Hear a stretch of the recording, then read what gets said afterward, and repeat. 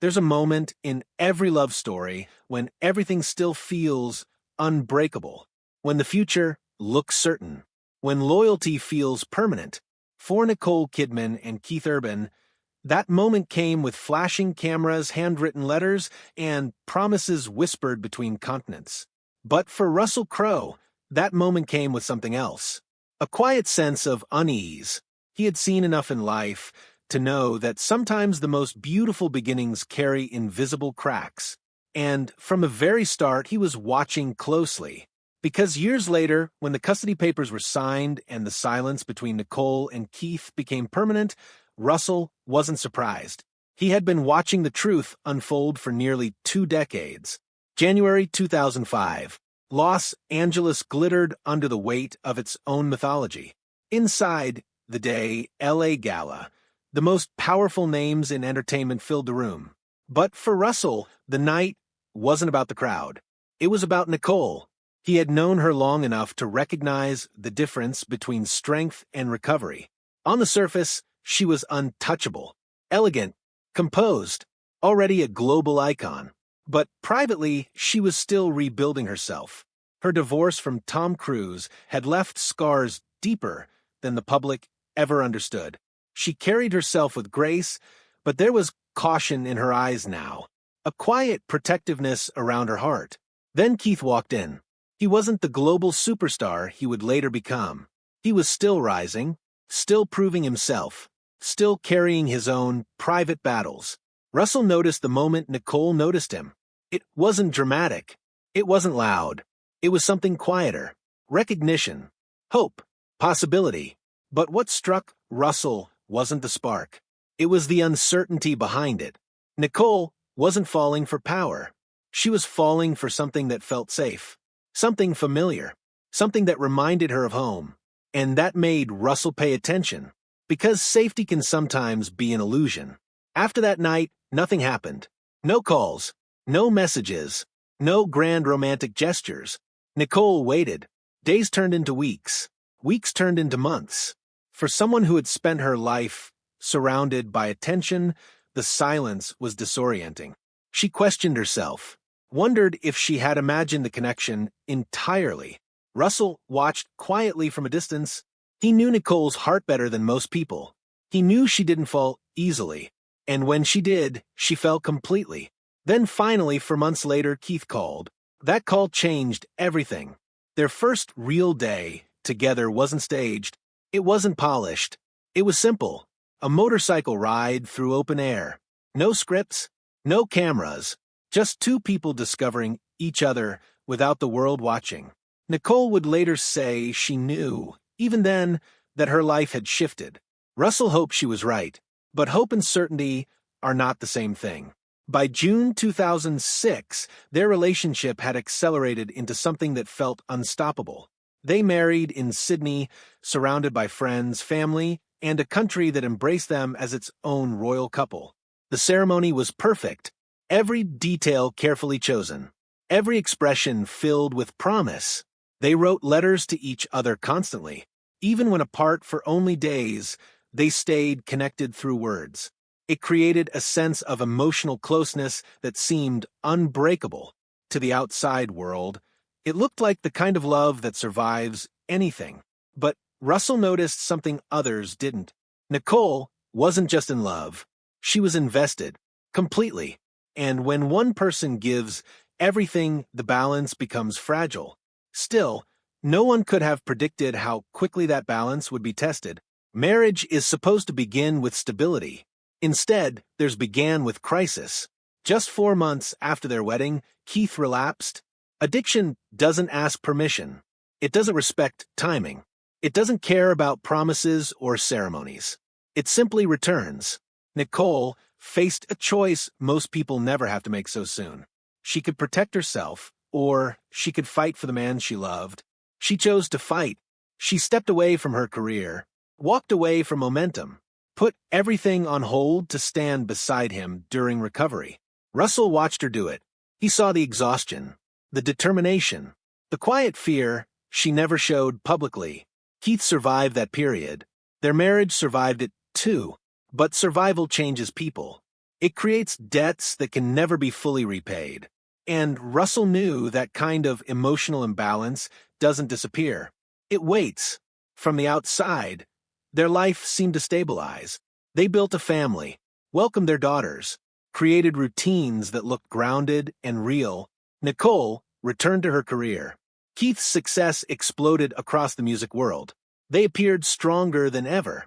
But success often hides distance. Keith spent most of his life on the road, touring, performing, living inside a schedule that left little room for stillness. Nicole built her life between film sets and family.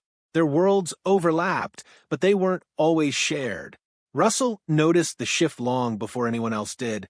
The nightly letters became less frequent. The long conversations became shorter. The emotional closeness that once came effortlessly now required effort. Distance doesn't destroy love overnight. It erodes it quietly, and erosion is harder to see. In 2018, something happened that forced reality into the open. Nicole discovered messages on Keith's phone. Not innocent messages, not harmless conversations, messages that carried intention, conversations that crossed boundaries. The discovery wasn't explosive. It wasn't dramatic. It was devastating in a quieter way, because betrayal doesn't just break trust. It rewrites memories. It forces you to question moments you once believed were real. Nicole confronted him, not with anger, but with clarity. She wanted truth. Russell was one of the first people she called afterward. He had suspected cracks, but now there was proof. Keith apologized, promised change, promised transparency, and Nicole made the hardest decision someone in her position can make. She chose forgiveness, because love doesn't disappear instantly. It lingers. It hopes. But forgiveness doesn't erase damage. It only delays its consequences. For a while, it seemed like things might recover. They appeared together publicly, smiled for cameras, spoke about each other with affection. But appearances don't always reflect reality. Privately, the trust had shifted. Nicole became more guarded, more observant. Keith became quieter, more distant. Russell remained close to Nicole throughout it all, not interfering, not judging, just present. He understood something most people didn't. Love can survive betrayal, but it never returns to its original form. Something always changes. By 2024, the emotional distance had grown impossible to ignore. They were still married, but no longer connected in the way they once were. Their conversations became practical instead of emotional. Their lives became parallel instead of shared. Nicole had spent nearly 2 decades holding the relationship together through loyalty, sacrifice, and belief. But even the strongest people have limits. Russell heard it in her voice before anything became public. Not anger, not sadness, acceptance. She wasn't fighting anymore. She was letting go. In 2025, the separation became real. There was no dramatic announcement, no public spectacle, just paperwork, legal filings, final decisions made behind closed doors. By January 2026, the marriage was officially over. 19 years, gone.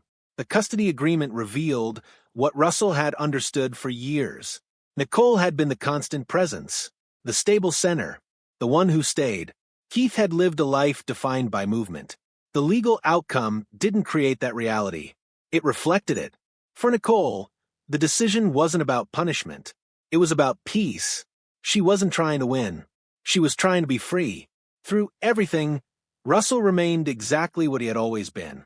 Present, loyal, protective. Their friendship wasn't built on convenience. It was built on history, on trust that had survived decades of change. He didn't step forward publicly for attention. He stepped forward because silence sometimes protects the wrong story. He knew Nicole's strength. He knew her sacrifices. He knew the truth behind the image, and he refused to let that truth disappear. But loyalty carries its own cost. His unwavering support created tension in his own personal life. Not because there was anything romantic, but because emotional loyalty requires time, energy, and presence. Still, he never stepped back. Because some friendships don't fade when life becomes complicated. They become stronger.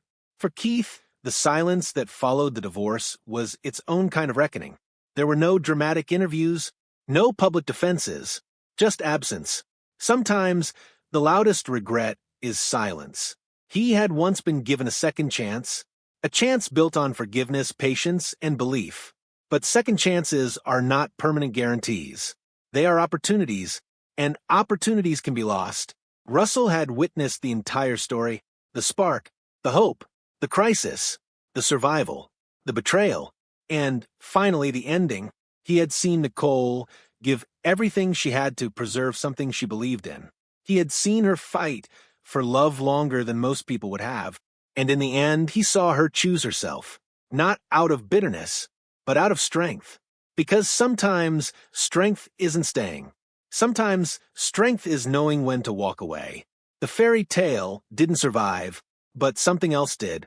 Nicole's resilience, Russell's loyalty, and the quiet truth that love, no matter how powerful, cannot survive without trust. In the end, Russell didn't expose anything that wasn't already written in the years themselves. He simply refused to let the Betrayal story disappear behind the illusion. Because he had been there from the beginning, watching, understanding, knowing, and when it was over, he remained exactly what he had always been, a witness to the truth,